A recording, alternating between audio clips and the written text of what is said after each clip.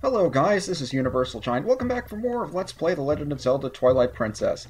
Last time we made it all the way up Death Mountain, and we've arrived at the Goron tribe's home, I suppose, and if you listen closely you can hear the theme from Goron City from Ocarina of Time. It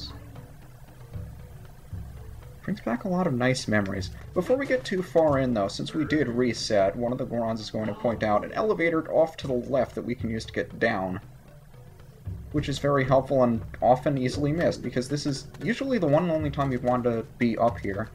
And this is going to introduce us to a mechanic that we'll see fairly soon, but you activate these switches by pressing them down with your iron boots.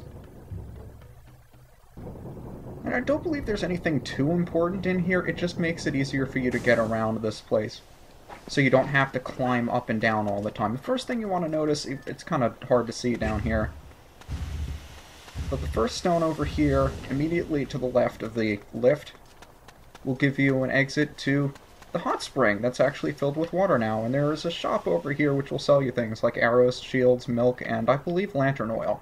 None of which I need. The other entrance, and probably the more important one for you to get if you ever intend to climb back up, is to jump down this, what's it called? A zigzaggy ramp thing. This will give you access to the mines from right down here, where we first created the warp point, and from where that giant rock of hotness is. So now we can make our way back up the zigzaggy ramp and head to wherever it was we were supposed to do. What were we here for again? Were we here to deliver a sword to... No, that was Hyrule Castle, and we didn't do that. Well, what about the monkeys? What was the whole monkey thing about? What are we doing? Oh yeah, fused shadows, right, that's what we're after. You tend to get sidetracked a lot in this game, don't you? Whatever, we're finally back up here. With all of these Gorons looking on, hi buddy. I'm going to kill your patriarch, so I can get a fused shadow from it. Indeed we will. So we head into the second dungeon of the game. And as you might have guessed, it's based on fire and lava. The Goron Mines. They're sacred ground. I don't understand why they consider this sacred. I don't even know what the mines are here for. What are they doing with it? Are they getting... What are they mining? Coal? They don't use it for anything. They might be, you know, mining up... what is it that they ate in the Ocarina of Time days? Just rocks? Regular rocks from Dodongo's Cavern? Whatever. Here you gotta be careful of spires of lava that just pop out of the lava, and they will hurt you. But for the most part, this dungeon is also relatively straightforward. More of these switches. In this case, they drop down... What are those? Lava spouts? I'll call them fire spouts. The idea here, you want to be able to get across those things. But you don't want to go across not knowing where you'll go, because you may wind up stuck. Because here, not only do you have to cross this way, but you also have to cross across this way. And there's a new enemy over here, and I forgot to take off hold switch, so I'm going to switch back to switch. I said I would do that off screen, didn't I? Oh well. I wonder if this is one of those guys that the Hero Shade told us about where we could reflect out. Ha, I've never tried that before. You learn something new every day. That's more fun. I think I'll try reflecting things with the shield more often. And another familiar enemy from Ocarina of Time. The Torch Slug. Not much of a threat. Just swipe at it with your sword. And our first treasure chest of the dungeon happens to be 20 rupees. How many rupees do I have?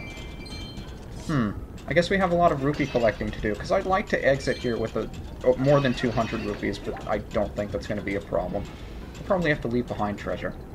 I think this is another section of the game where I got completely stuck for no reason. You just have to look across here and jump. That's all there is to it. Now before you head across, I'd like to make sure there are no enemies in the way. And then we can head back and activate the switch that will deactivate the fire spout. Most of the time you'll be able to see those torch slugs on the ceiling, so you'll know to look for them when they come down. Sometimes they will, sometimes they won't, but more often than not they'll just do whatever's least convenient for you.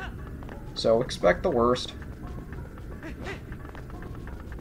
What's exactly holding that fire back, anyway? It doesn't look like any sort of shield is put up between us and that it just stops. Oh well. I have to do all that platforming again! Wonderful. See, that's another thing I like about Switch. Immediately after I killed this enemy, it immediately toggled this one, and once I killed him, this one. So I killed all three of them in one swipe without even trying.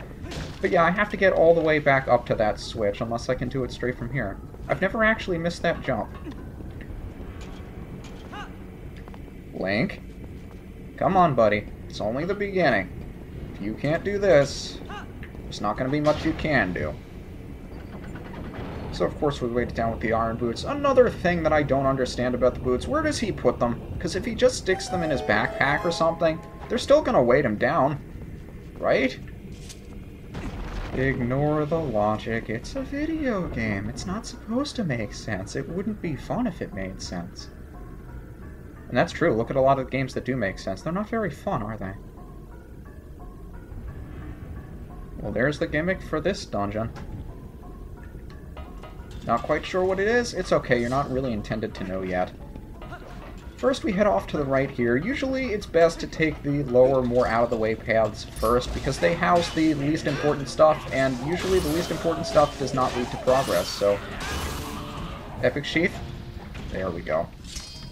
Love it. So what do we got here? Surprise, surprise, I go out of my way to get something important, and it's important. But yeah, more attention to detail. Walking on the chain link fence below you also makes a different sound. I mean, it's a lot more prevalent in this dungeon where you're walking on metal, dirt, fencing. It's really nice if you pay attention to the sound effects. I don't know, maybe it's just that I haven't played enough modern games, but the ones that I do play like this, I tend to notice those sorts of things. I mean, maybe not now, because I can barely hear it with the TV turned down, but I'm sure you can. And, like, I don't know what you did. Did you, like, skip over there? Because I could have sworn you were going to roll off into the lava. I think I jumped too far. But yes, fire, lava, much like Dodongo's Cavern. I just keep hearkening back to... Hello, Mr. Dodongo. I keep hearkening back to Ocarina of Time with just... so much of this game references it. I mean, look, the Dodongo right there. Just... I don't know. I think I love the game too much. I haven't played it since the Let's Play. I don't even know if half of you guys remember I did a Let's Play of Master Quest. Speaking of which, I know they have Master Quest on the 3DS version. I've never actually seen the 3DS version. I think it's mirrored or something. I want to know how much different it is from the one that I played, the one for the GameCube. If there are any other differences, or if it's exactly the same dungeon, exactly the same game. I wondered the same thing about Diddy Kong Racing too, but people tell me that the DS version just wasn't worth getting. I still haven't looked into that either. So, new mechanic. We can't get into the door, so we grab the chain and pull it open. It's really that simple. Now, I'd like to adjust the camera, but whenever you do in this sort of case, unless you keep the camera moving, it's going to reset the camera. It's annoying. So let's wait for these to go out of the way. Hope I can make it to the door.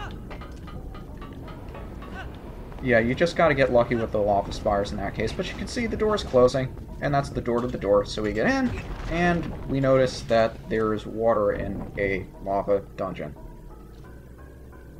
Kinda strange, but again...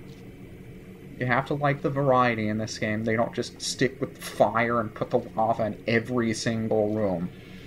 They do switch it up a bit. And just switch on the iron boots so we can get to the bottom of the water here. Activate the switch, and our first new mechanic. We can walk on these magnetic surfaces with the iron boots on. It's a little weird to get used to. Like right now I'm still holding down on the joystick to move forward, even though I'm crossing into the area where you should be holding forward to go forward. It works similar to the way Galaxy controls with that. And we meet our first of the 3 Goron Elders we were supposed to find. Ah, I thought I felt a presence, but what a surprise to find a young human. Word has come to me of you, and if Goron has faith in you, then your heart must be true. I am one of the 4 Goron elders. Goro Moto is my name. You are one heroic young human. Please, you must lend this tribe your power. And he gives us one of 3 key shards. That is one of the key shards that, when merged together, form the key to the room where Darbus is being held. He is our patriarch. The key is split into 3 pieces. Each of us elders keeps a piece. You must hurry to the other elders. Fun fact about Goro Moto. If you didn't pick up exactly who he's a reference to, his Japanese name, Don Shiguro. Shigeru Miyamoto? Anybody? No? I don't think the other 2 Goron Elders are a reference to the developers, though. At least as far as I've looked into it.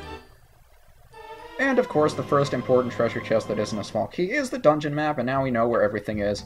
I guess I'll show it off, because I really won't anymore, but this one is significantly larger than the Forest Temple. Quite a bit to it, only 2 floors, but believe me, it's going to seem like there are 3 or 4 when we're done with this place.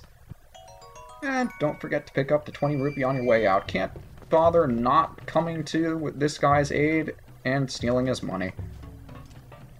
Actually, we could break his pots, too. I really want to break those pots. Also, note the red gem in the rock over there. Just keep that in mind.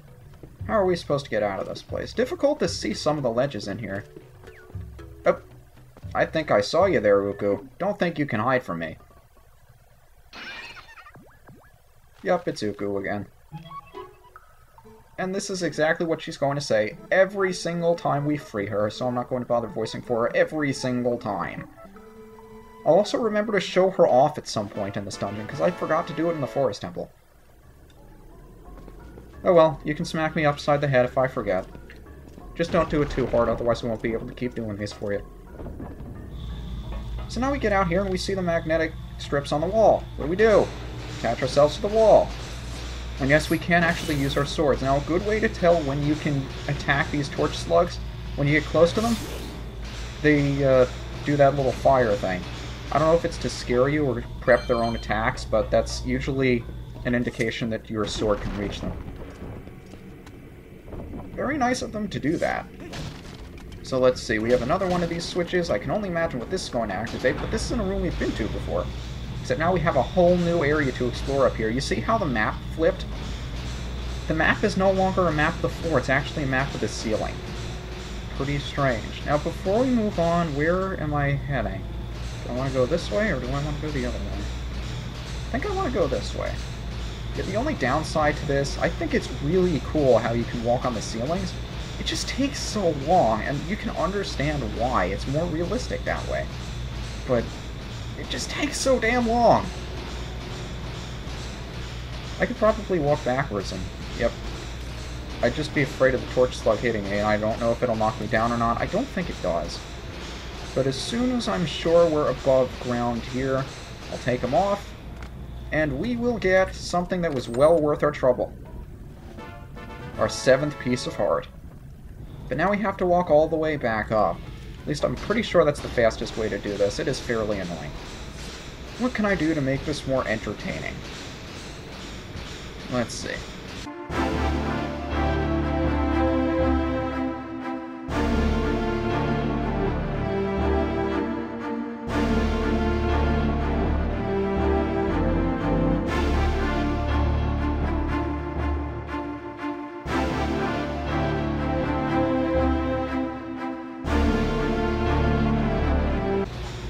I actually counted to 50 by the time I got here, but God help me, I'm going to speed that up and play music over it, because no one wants to hear me count to 50.